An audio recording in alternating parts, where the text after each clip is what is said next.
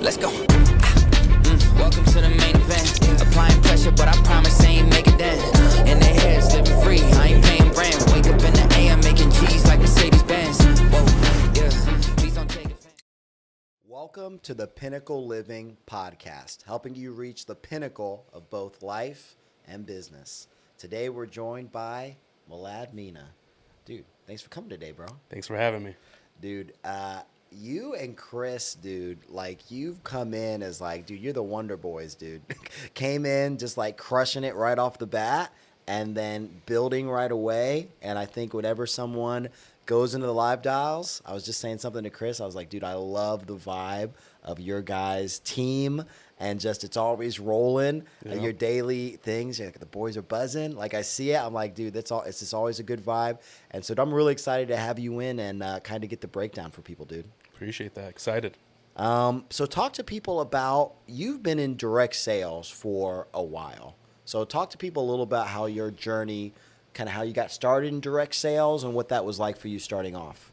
Yeah, so I started doing a little bit of door-to-door when I was about 20 years old. Okay. Some window siding and doors. Did that for a couple winters. It was just a winter thing, and then that was just a side job. That was my first introduction to sales. Shortly after, I was a sales associate at a bank for a couple of years, about 3-4 years. Okay, I didn't know about any of this. Yeah, became supervisor, eventually manager, and then was over the banking. Yeah. And then my buddy Daryl was doing pest control. He was doing that for a few years, and I reached out to him, asked what he was doing. He was bringing in a few bucks every summer, so decided to give that a shot. Did that, ended up doing that for about 7 years. Okay. So that was an adventure by itself. Every year was just a big progression. Kind of doubled up sales every year from there, and shortly after those 7 years, decided that hey, can't do this much longer. Yeah. Which then we started looking elsewhere and got introduced to insurance. Yeah. Dude, insurance is where it's so funny hearing your, because I didn't even know that. In my mind, you would like, pest had been what you would like got into and just done right off the bat, but you done from windows, doors to banking and doing that for each of those for years. Right. And then pest. Dude, it's I feel like it's similar to me where it's like I did so many different sales things and insurance is like, okay, this is where I got this skill set for to come and do this. Yeah. So were you a natural sales? Is it fair to say you were a natural salesperson? You got into it pretty young. What was it like for you? There was a learning curve. Learned a lot, because in banking we're always trying to acquire new, accounts. Sure. Get people to open new accounts. So that's mainly where I picked up a lot of techniques. And then, obviously over the 7 years doing pest control, talking hundreds of people a day. Yeah. That, just being able to communicate with all sorts of personalities and learning, the lingo and all sorts of techniques, that definitely built up and, was able to acquire a lot of skills in my arsenal. Yeah, absolutely. What was it? That must have been quite the transition after, what you said, 4 or 5 years banking and then going back to door to door. Back to door to door. What was that like? Did your family was like, Vlad, you're crazy. Stay in the banking industry. What are you doing going knocking doors? Exactly. I was 24 years old when I went back doing door to door. So it felt like I was taking a step back.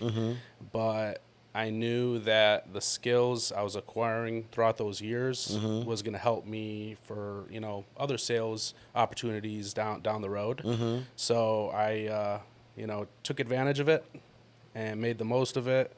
Had a lot of fun doing it. Yeah. Right. We work, 4 or 5 months, and the rest of the year we're kind of just, say, like doing a little bit of recruiting, kind of traveling. So definitely made the most of it. Glad I did it, which, brought me here, and, excited to see, what this insurance kind of, plays out to be. So yeah, let's go into that. So because you managed sales teams for the majority of those 7 years. What was that? time like for you? Was that something you got into right away, recruiting, bringing people in, managing teams? Was that a little more in your career there? What was that like? Yeah, so after the first couple years, I was more so focused on personal production and just trying to, I came into it with a little bit of debt. I was in 4 or 5 credit cards in debt.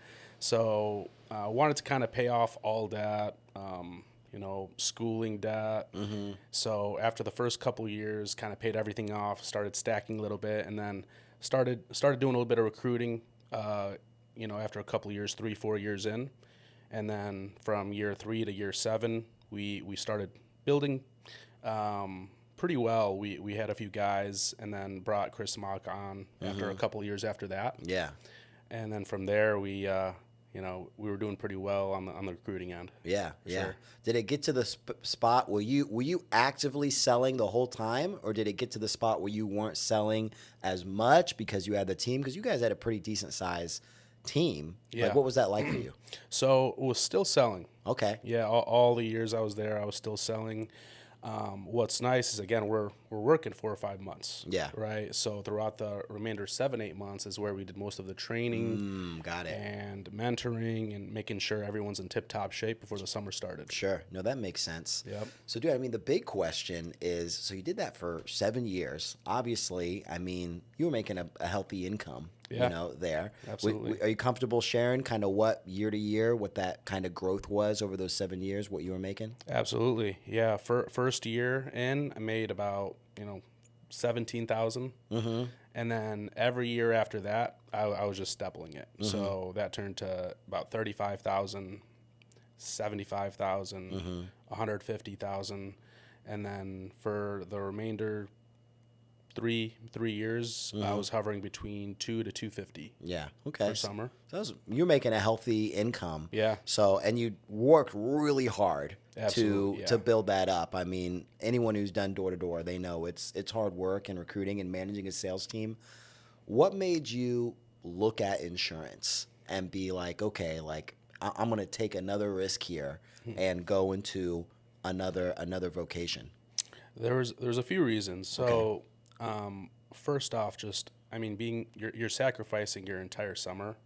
So 4 or 5 months out of the year, you're not really doing much. Sure. You wake up, go to a meeting, and then you're grinding all day on the doors.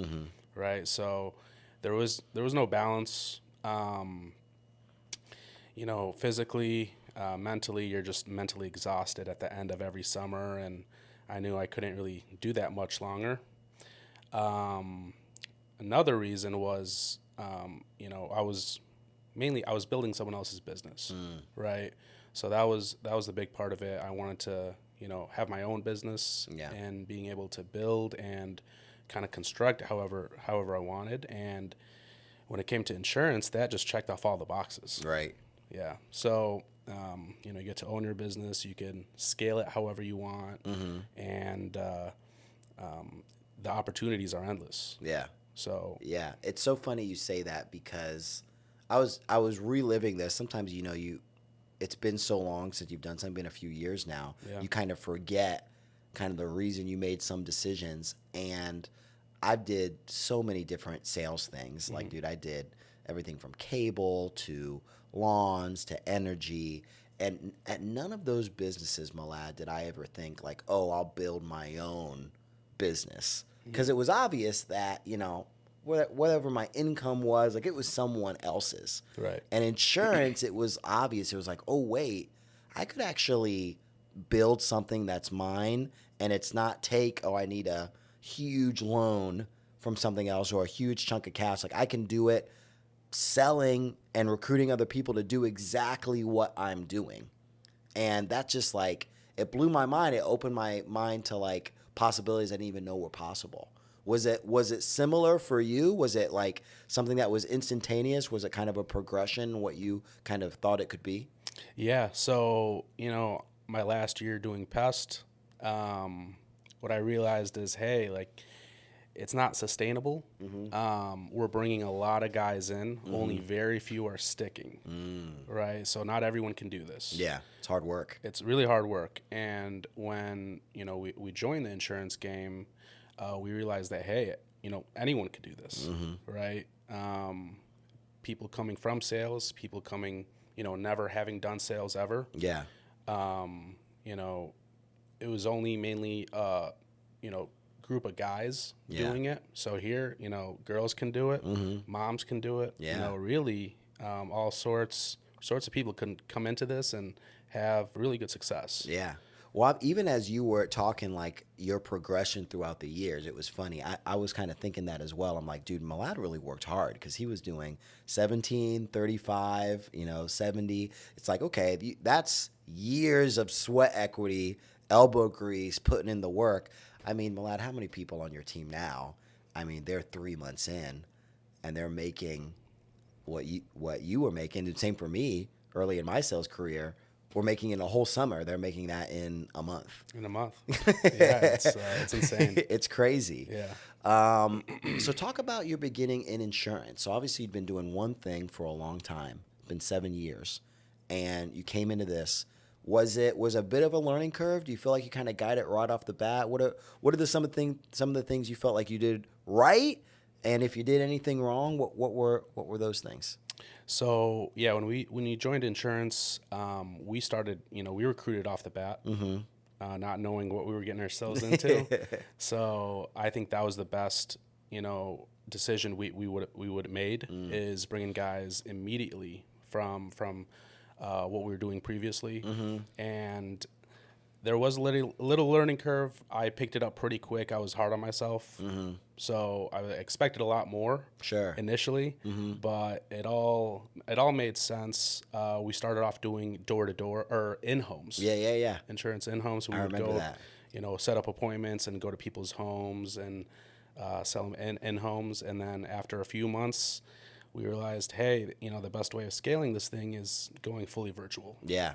So I remember that. I forgot that about you guys because when you came in, I think we had just made that transition, right? Yeah. We were like all telesales, and obviously you guys were on person. You're like, oh, we want to still do in person. I was like, yeah, you can.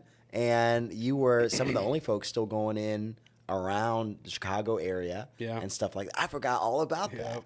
And so talk to people about that because you have a lot of people that come from door to door and still in person sales. What was it in your mind that made that such a jump that maybe you were just, I don't know, doubt. I don't want to put words in your mouth, but doubtful or fearful. For me, I'd never done anything over the phone before I came to this. So I generally was like, I had all these excuses in my mind. I'm like, they're not going to see my body language. I'm not going to see theirs, da-da-da-da-da. What was that like for you? Yeah, so I think the biggest thing is just comfortability. We were just comfortable doing, the sales face-to-face, going to people's homes. They're, more than anything, they're buying us. Right.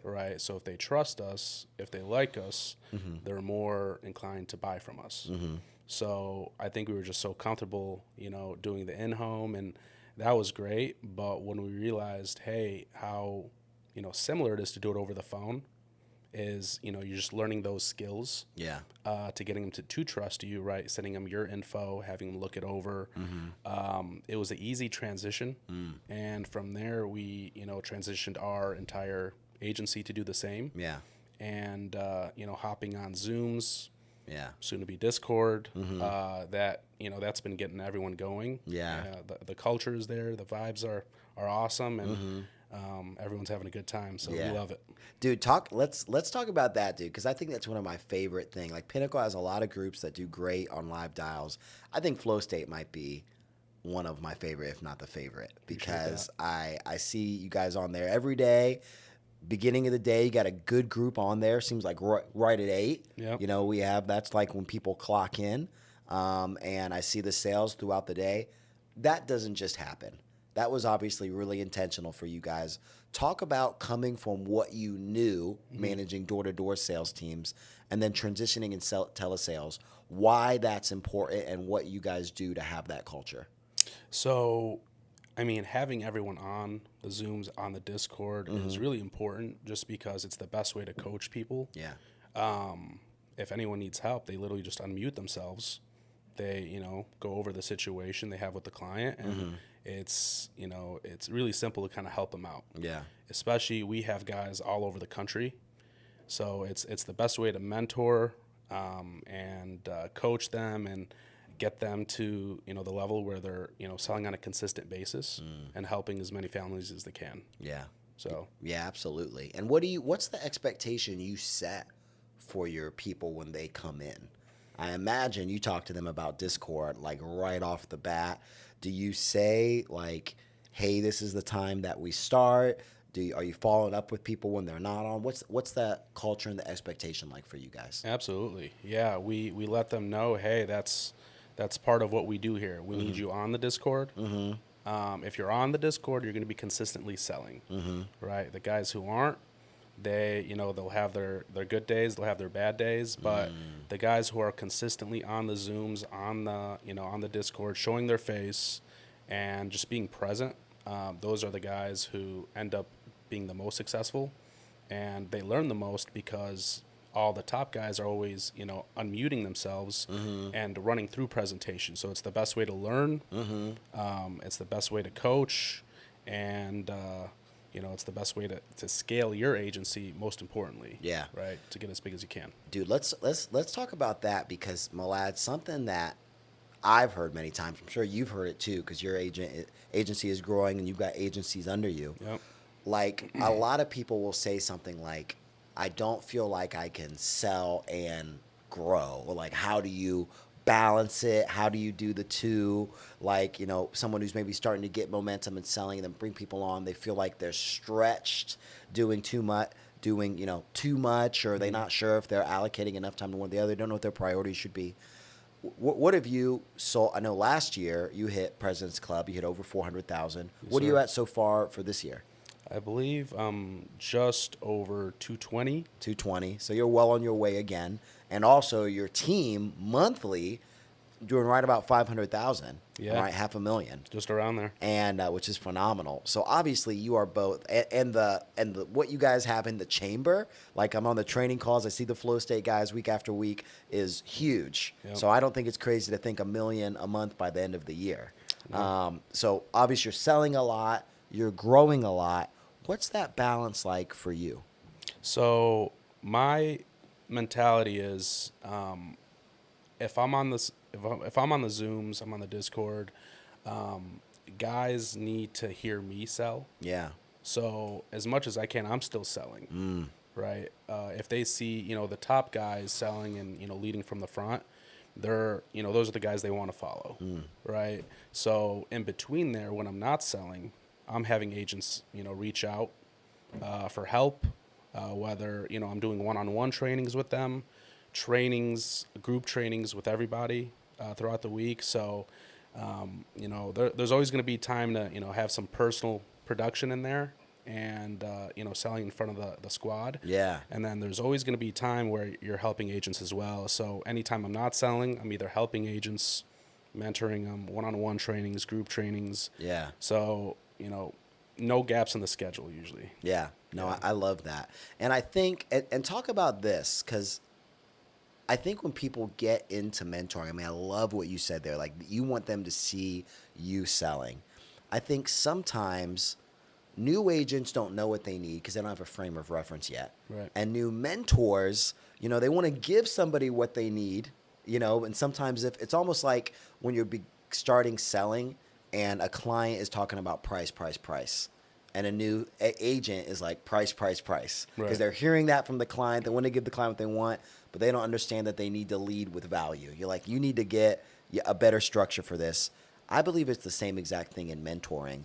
I've seen so many mentors be like, let me listen to the new agent. And it's not that I hate that. I think there's a place for that. Yeah. But it's like, they need to be listening to you. Because how much do you think of what you do on the phone, Malad, as a 30, 40K a month producer is replicatable by an agent coming in? I think a lot of it is. Yeah. Yeah, I think for, just the fact of them listening in and hearing, me run through presentations and closing, that's everything. They pick up a lot. And, that's what the system is. It's a copy and paste system. Exactly. You're like, So- just listen to me do it and copy what I do. Exactly. Take the good, leave the bad, take what you think, will be good for you, and kind of make it your own. Yeah. So, When you have a new agent come in, like let's say I was a brand new agent and maybe some sales experience, maybe not so much. Mm-hmm.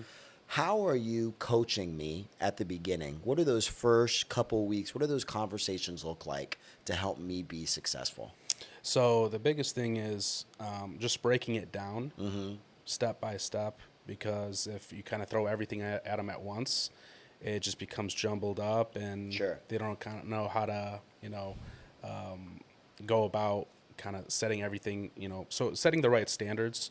So we break down, hey, the dialing, the booking appointments, how you want to go about that, the psychology behind it, right? How to properly go through a presentation, the steps of, doing the inventory sheet, and eventually laying out options. Yeah. So I think once they master each step, they can put it together all at once.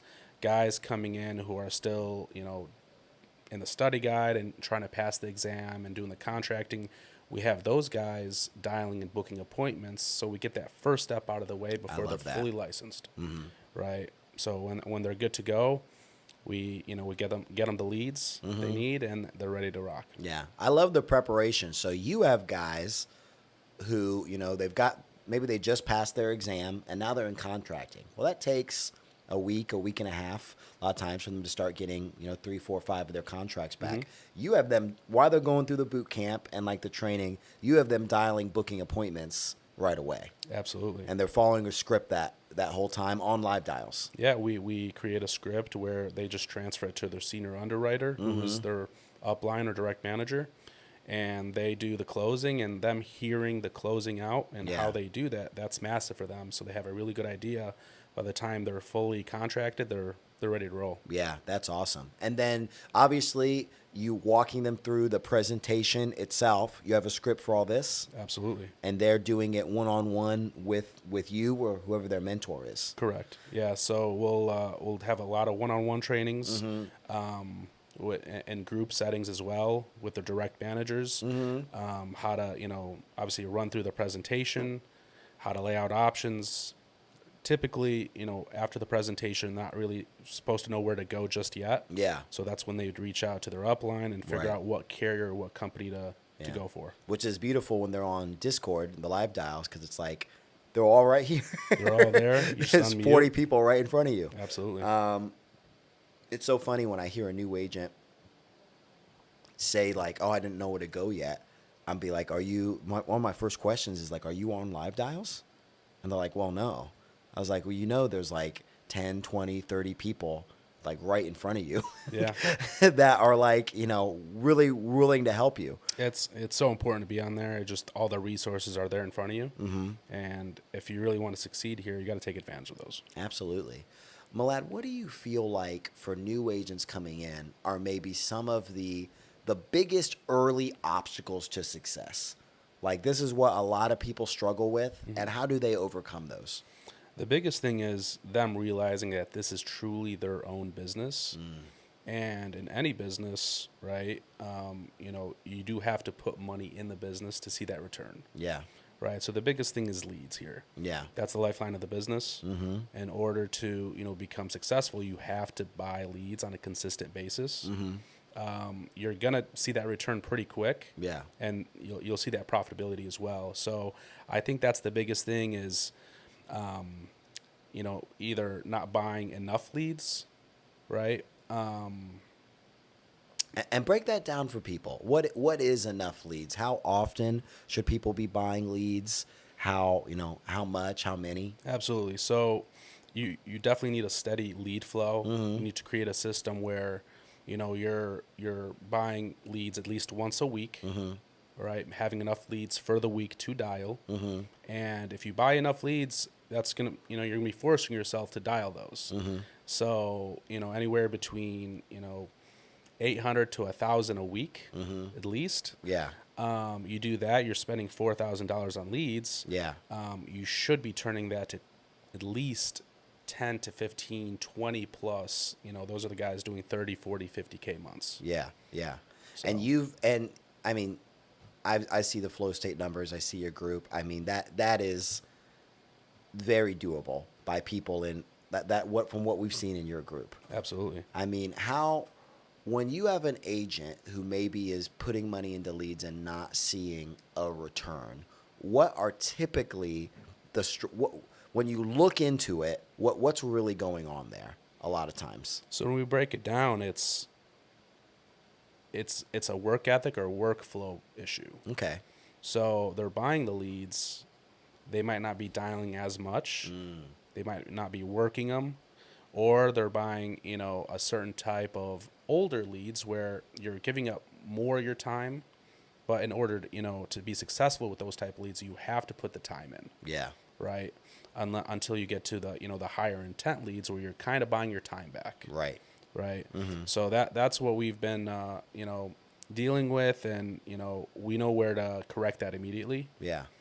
It's work more, or hey, let's get you higher intent leads. Yeah. And make it worth your time. Yeah, 100%. And I mean, same thing. I did that. I know you did that as well with Chris. Coming in, kind of, you're like, let us get the whole spectrum here. Correct. Let's try the high intent stuff. Let's see what the grind is like on the older stuff. When you say, because I think I'm so glad you said this, Malad, because you hit something on the nose here about what makes people struggle is not understanding that they're their own business. Yeah. When I came in, just like kind of throw myself under the bus here for a minute, I don't think I understood. I knew how to work hard, but I don't think I really know what hard work as an entrepreneur meant. Because like I knew how to put in hours and I know how to put in effort. But I think it made me look back on my time in other sales gigs where it was like, dude, I was good. So I know I could go out. If I got my sales, I felt like I was, A-okay. And then I came here and it was like I worked hard, and maybe that was me on live dials in the office from 8 to 6 to 7 to 8. But I didn't put in the right activity. So when you're talking about putting in the right amount of like work activity, what does that break down to? It's not a 9 to 5 anymore. I think people come in, have that mentality. Hey, I'm clocking in, clock out at 5 like I did at my previous job, and I'm really working hard, right? But when this is your business, and you want to be, get to that next level, you have to get on earlier. You have to stay later until the job is done. Yeah. Right. Not when you think it's done. When you finished dialing all the leads, or you hit your goals for the day. Right. Sometimes, hey, you might go through a whole day and 300 dials, and the last hour is when you could help 2, 3, 4, 5 family. It happens a lot more than you think. Yeah. And getting them to understand that. The last appointment of the day, I don't know how many times I've heard people say like, man, I went through a rough day, and it was like that last appointment that like made the day and sometimes the week. Yep. Just a huge sale, helped a family. What are the markers that you give to new agents outside of obviously hours? I think everyone understands that. But as far as activity and effort, like if you're not hitting these, you're really not putting in the right amount of work. We'll say, you have to be putting in between 250 to 300 dials. You have to get those reps in. Yeah. And if you're not getting those reps, you're not going through, those situations where, you're learning on what you could have done differently. Right. So you have to go through those reps. You have to go through those objections, and that's how you learn. That's how you realize, hey, how to get past that, and how to get to the closing. Yeah. Right. Dude, that was so big for me early in my career because I'd knocked doors before, and I knew what that effort was like, and I put in hours before. And then I remember my mentor telling me, I was like, dude, I worked really hard and I just had a horrible day. And he's like, what were your dials? And I wasn't even using a dial tracker, so I couldn't even tell him. And geez, sorry. And then the next day I checked, and for the day I'd put in like 120 dials. Yeah. And I saw a top producer say, oh, I don't do any less than 50 dials an hour. Dude, and that messed with me so bad. I'm like, 50 dials an hour? So basically I work less than 3 hours. And then the next dial day, bro, I went ham. I got in early, started at like 7:45, went till like 8:30. I put in like 500 dials. And dude, I had like 17 appointments on the books. Yep. And went out and closed it. So that activity, it's the equalizer in this business. Would you say from the other sales jobs that you've been in, I don't want to put words in your mouth, I want your honest opinion, as far as like skill versus activity in insurance, like talk about that, like what it takes to be successful here. Do you think only people who like are really good salespeople can be good here, or people that just like know what to do and put in the activity? What's your opinion?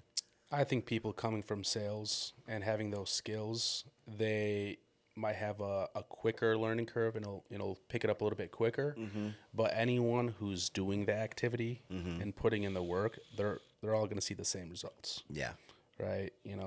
One person's working hard is another person's, hey, 50 dials, like you said, an hour. Yeah. So really it comes down to mentality and knowing, hey, I have to hit these numbers every day. And if I do that, these are the results I'm going to get. Yeah. Right. I love how you can break that down, dude. We both did windows and doors. I didn't put that in my list, but I did that as well, right there in Illinois. And that was a fairly tough gig as far as like getting people on that, because I mean they're big purchases. Yep.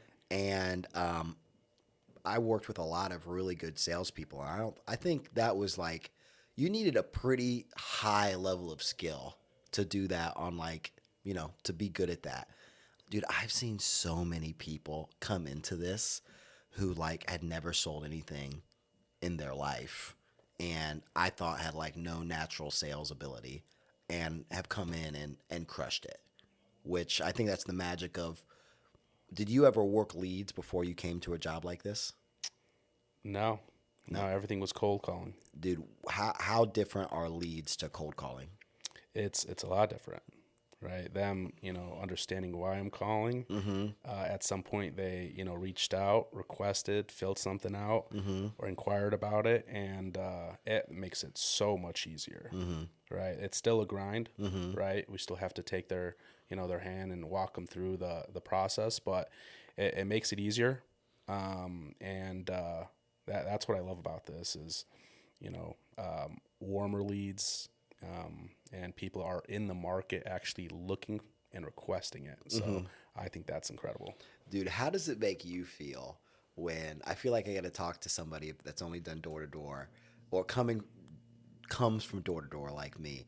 How does it make you feel knowing what it was like just knocking on a person's door cold? They have no idea who you are. You have no idea if they're interested. And then coming from that to leads, and then hearing somebody who doesn't have that same background and being like, these leads suck. Like, how does that make you feel? What do you think about that? Yeah, it's night and day. Yeah. Right. So, going up to someone's door, them never seeing you, and just making it happen right then. Yeah. And you getting their banking information 30 minutes later? Yeah, 15, 20 minutes later, they're giving you their debit credit cards. Again, having that skill set is awesome, but, obviously coming to insurance and, seeing guys come in, never doing sales before, right, and just learning the processes and, realizing, hey, I'm able to get all this sensitive information for them within 20, 30 minutes was just mind-blowing. And, the main thing is it's just so gratifying helping all these people. It's something that really resonates, and you're making an impact and you're helping a lot of people, which I really like. Yeah, 100%. Dude, speak on that real quick, because I love that you brought that up. I mean, you did pest control, you did door-to-door, I did, lawn care, cable, and I enjoyed the interactions, and like it was good money. Yep. But I never felt like I was changing anybody's lives. Like, was any of that like, life or death? Probably not. But coming to insurance and what we get to do for people, just their families, putting protection in place. Speak about that. Speak about what that kind of means to you, being able to do that day in and day out and teach other people to do it. Yeah. Before, obviously, it was more so kind of getting, the bag, right, and making as much money as you can. Sure. Not really helping people a ton. Obviously, coming here, everything's different. Yeah. Right. After every, family helped, you really do feel that you did something good, and Yeah. you're making an impact, and just seeing the claims come about and making, really, you're just really happy that you did something and were able to close. And that when something happens and a claim is filed, hey, you did your job right, and that family's protected, and it just it's a good feeling for sure. Yeah, 100%. And to think all the agents that you're training, I mean, you're training them to do the same thing. So it's like, Exactly. at this point, thousands of families that you've never even talked to them, Yeah. but they're in your organization that you've helped, which is pretty gratifying. Absolutely. I would be remiss if I didn't talk, because you guys right now are a recruiting juggernaut. You have so many people coming through the pipeline at all times. Talk to people about recruiting. I know you guys are a warm market machine. You have a lot of people that have come from similar industries, but some completely different, and then warm market of those. Talk to us about your approach to recruiting. I know you guys do a ton on social media, but talk to us about that process. Yeah, I think that's really the biggest thing is having that social media presence and letting everyone out there know exactly what you're doing, and having all the agents under you as well do the same thing. Yeah. Right. Every single person has their own specified network, right, where they have a audience just for them. So being able to put everything out on social media and getting the presence out there, and a lot of it is people reaching out, asking, hey, what do we do? Yeah. Right. So it makes it so much easier. Warm market has been insane on the recruiting end. We're just tapping into the cold market here, so it's just the beginning. Yeah. And I believe it. yeah, we're I think Flow State going to be doing big things here. So Yeah, I agree excited. 100%. Dude, so, and I mean, you hit on something really important there. I think a lot of people think when they hear recruiting, like juggernaut, bringing in tons of people, they assume that you are being super salesy and like reaching out to a ton of people, being pushy, all those things. But I mean, you're not doing any of that. Most of what you're doing, it's you just literally putting it out there and people reaching out to you. Absolutely. Which is, of course, the ideal way. Who wouldn't want to have that conversation? Why are they reaching out? What kind of stuff are you sharing for people that aren't familiar with what you and your team do on social media? So obviously working remote, people love that. A lot of people like to work from home. Working from offices, being around, a great culture. The events we do every couple months, where we go pretty much all around the country, rent a few houses out, and we're all under the same roof, helping families, right? Whether we're by the beach or in the mountains or whatever it may be, it's a pretty cool setting, and being able to show people that they see, hey, what we can do here, how we're able to be anywhere around the world, and helping families is awesome, and I think that is what's grasping a lot of people's attention. Yeah. Being able to be really flexible, really. Yeah. And kind of creating your own schedule is what's catching a lot of people's eyes. Yeah. I know you guys get tagged. A lot of you guys obviously make posts. A lot of your agents make posts, tag you in them. Obviously, that's the content, working remote. Do you tell your agents, hey, every time they make a sale, they post? I know obviously I see a ton of new agent stuff. What does that look like for the Flow State? Like, what do you tell people? Yeah. So as soon as they get a deal in, hey, they post, hey, whether it was done in 20 minutes, 30 minutes, 40 minutes, everyone reposts it, just to show, everyone how simple this, the process is to, help a family. And that's how you get your name and the word out there. Yeah. Right. Yeah. We'll talk about the social validation, where it's like, people that are following your social media. And that's how Chris came into the industry. He was saying that, right? When you weren't even here yet. He was just seeing some of the stuff that you shared. And it's just, oh, this person's been doing this 3 months, 6 months, a year. All this stuff is getting shared. They're seeing so many people do it. It becomes difficult to not trust it and easy to believe that just about anybody can do it. Yeah. No, yeah, just, I mean, showing just the lifestyle, right? How you're living. Yeah, I was on a golf trip in Cabo, right? And he's like, "What the heck are you doing?" So I was like, "Hey, let's hop on a call and we'll go from there." That's awesome. Yeah. So we've covered a lot of great content on this, everything from journey to this industry to recruiting to sales training, mentoring, team culture. Two things I want from you for the end of this. One, share with me some goals for the end of this year, next year. I know you and Chris talk a lot. I was just talking to him. What's goals for Flow State by the end of this year, next year? So our goals is to at least be doing $1 million a month by the end of the year. Within the next couple years, between the 2 to 3 mil mark. I think that's very doable with the momentum we have. Absolutely. And the resources we have all around us, the mentors like you and Gabe, or you and Joe, for sure.